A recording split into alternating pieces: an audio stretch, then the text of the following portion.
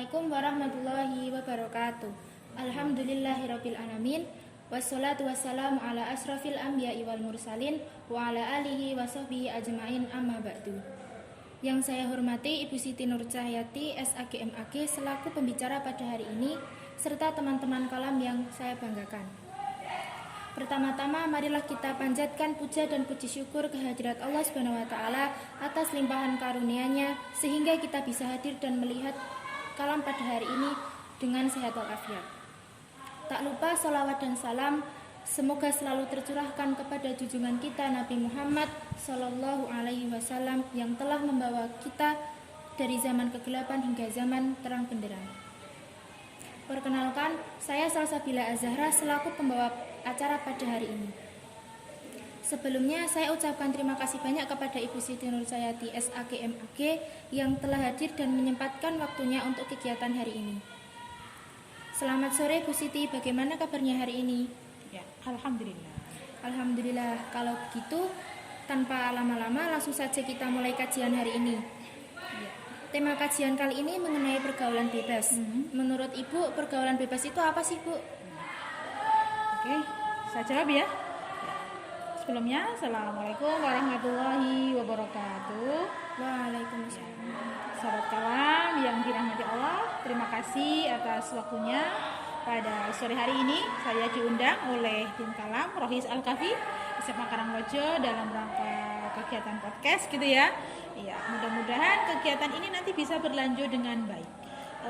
Pertanyaan buat saya tadi, apakah itu pergaulan bebas gitu ya? Oke, pergaulan bebas itu anak-anak sekalian, pendengar semuanya, bahwa pergaulan bebas itu adalah perilaku menyimpang ya, bisa dilakukan oleh remaja, anak-anak, bahkan orang tua, yang mana pergaulan bebas itu melanggar aturan-aturan dalam agama Islam. Jadi orang bergaul itu ada aturannya, ada etikanya.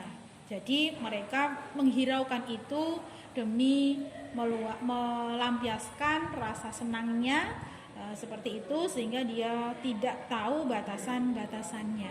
Itu pergaulan bebas. Kalau zina itu termasuk pergaulan bebas bukan ya, Bu? Oke, baik.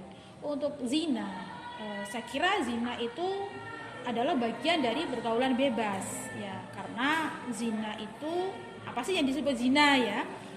Zina itu adalah perilaku yang dilakukan oleh dua orang, laki-laki dan perempuan tentunya ya, baik anak-anak, remaja, dewasa maupun orang tua. Mereka melakukan hubungan selayaknya mereka itu suami istri. Nah, itu disebut perzinahan. Dan pastinya kalau dilihat dari definisinya, perzinahan itu adalah termasuk pergaulan bebas, karena mereka melakukan hubungan yang sangat bebas, yang tidak ada ikatan sesuai dengan keinginan mereka. Nah, ini dalam Islam dilarang. Dan pergaulan bebas atau yang disebut dengan zina ini, dosa zina itu dikategorikan sebagai dosa besar. Ya, dosa yang besar. Dosa besar itu ada beberapa. Meninggalkan sholat itu dosa besar. Durhaka kepada orang tua itu dosa besar.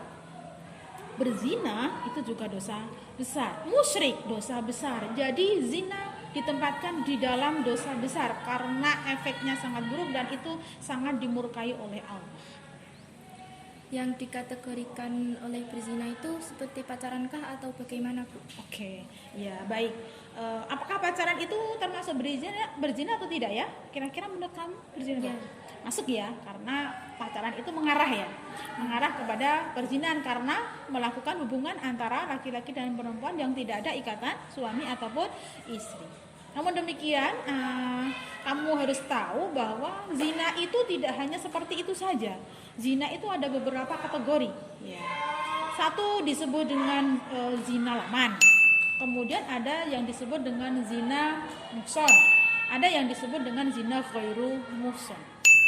Nah, apa itu yang disebut zina laman? Zina laman itu seperti pacaran.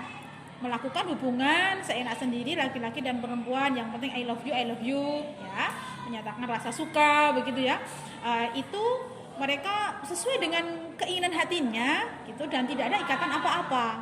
Lalu mereka kemudian mewujudkan rasa sukanya itu dengan berbagai macam, memberikan hadiah, mengajak dia pergi kemana, ya, kemudian ngobrol bersama-sama dua orang dan seterusnya sampai mengabaikan yang lain, ini sudah termasuk zina. Jadi ini zina yang ringan.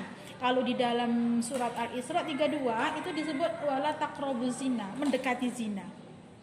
Karena perilakunya mengarah kepada perzinahan. Jadi ini masih seputar tanda-tandanya, ini adalah bagian dari zina. Nah, zina yang laman ini bisa bisa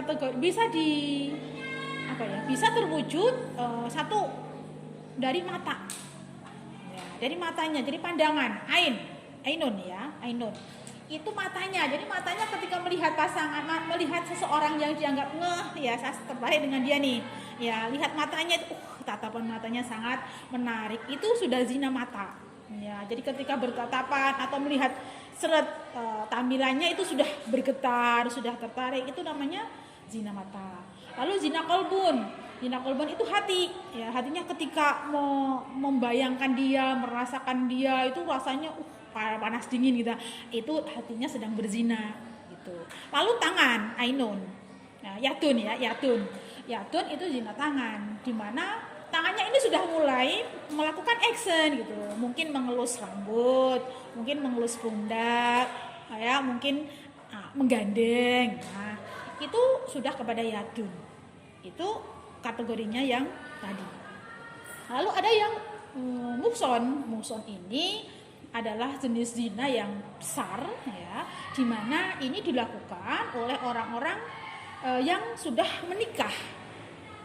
Bahasa trennya selingkuh, ya, selingkuh. Jadi mereka itu sudah punya pasangan, tetapi di luar sana dia punya pil atau will. Tahu pil atau will? Pil itu adalah pria idaman lain, will itu wanita idaman lain. Jadi di rumah punya suami atau punya istri, di luar dia punya gebetan, ya, punya gebetan. Itu bagi yang sudah menikah, maka ini namanya zina besar, zina muhson. Sanksinya sangat besar, ya, dimana dia harus diasingkan dari wilayahnya dan direjam, kalau dalam bahasa Arabnya direjam gitu, ya. Lalu kemudian yang ghairu muhson adalah zina yang dilakukan oleh remaja-remaji yang belum pernah menikah, tapi mereka melakukan hubungan selayaknya suami istri, gitu, ya. Muhson dan ghairu muhson ini mereka sudah mengarah kepada perilaku suami istri, tidur bareng, ya, dan lain sebagainya itu, dan sampai melakukan hubungan badan atau hubungan persetubuhan. Inilah yang disebut zina yang sesungguhnya. Jadi zina sesungguhnya itu melakukan hubungan laki-laki dan perempuan sampai kepada persetubuhan. Kalau yang yang kelaman tadi baru sekedar PDKT, gitu, ya, antar dia kemana, ngobrol bareng dan seterusnya itu. Nah, tentunya semuanya sangat berbahaya, ya, karena ini semuanya ada dosanya. Dosa muhson dan ghairu muhson ini berawal dari dosa laman. Untuk semuanya harus mengerti bahwa menghindari perilaku perzinahan yang mengarah perzinahan itu jauh lebih aman daripada menerjang. Baik, jadi gitu ya teman-teman penjelasan dari Ibu Siti. Semoga bermanfaat bagi kita semua dan menjadikan kita manusia yang lebih baik. Terima kasih kepada Ibu Siti Nurcayati yang telah meluangkan waktunya. Semoga dapat bermanfaat, ya, Ibu. Ya, sama-sama. Saya selaku MC memohon maaf apabila ada kesalahan yang disengaja maupun tidak sengaja. Kami pamit undur diri.